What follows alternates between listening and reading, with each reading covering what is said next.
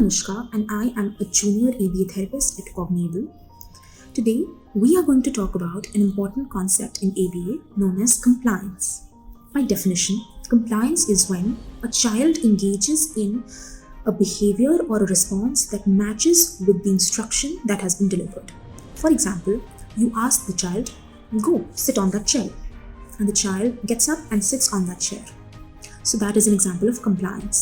An example of non-compliance could be the parent could ask the child, "Get your notebooks, get down to homework," and the child gets up and goes out to have a run in the park. So those are an example of non-compliance. In order to increase compliance or make sure your child is more compliant, there are a set of evidence-based strategies in ABA that we as parents can use at home, and they're definitely going to increase compliance.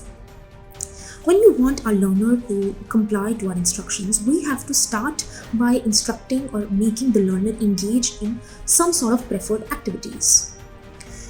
In order to do that, we have to conduct a preference assessment of your child. In order to do a preference assessment, we have to gather a few activities, a few puzzles, shades, colors, all sorts of activities and edibles, whatever you think your child might like. We have to avoid asking the learner, "Do you want to do this puzzle? Do you want to do coloring? Or do you want to eat this?" Instead, we have to place those items in front of the child and see what the child does. We have to see where the child is interested and what the child is reaching out for. Based on that, we create a list, a priority list of preferences of the child.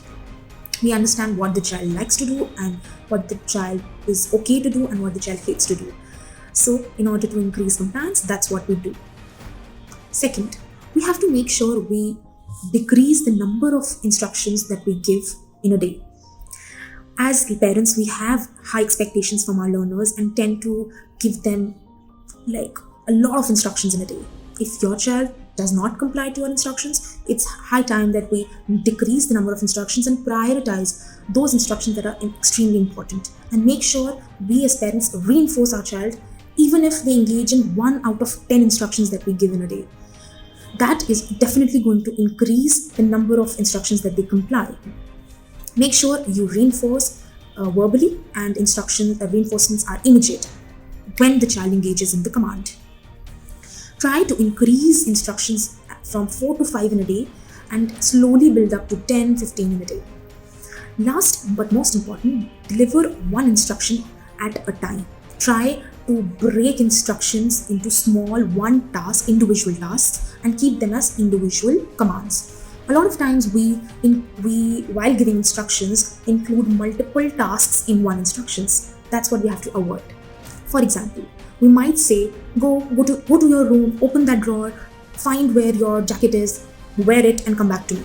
Instead, you could do most of those jobs for your child and just ask them, "Wear this jacket and come to me." That is an example of this third strategy that we can use. I hope this video is helpful, and definitely these are small, useful strategies that are going to increase compliance in your child. Thank you.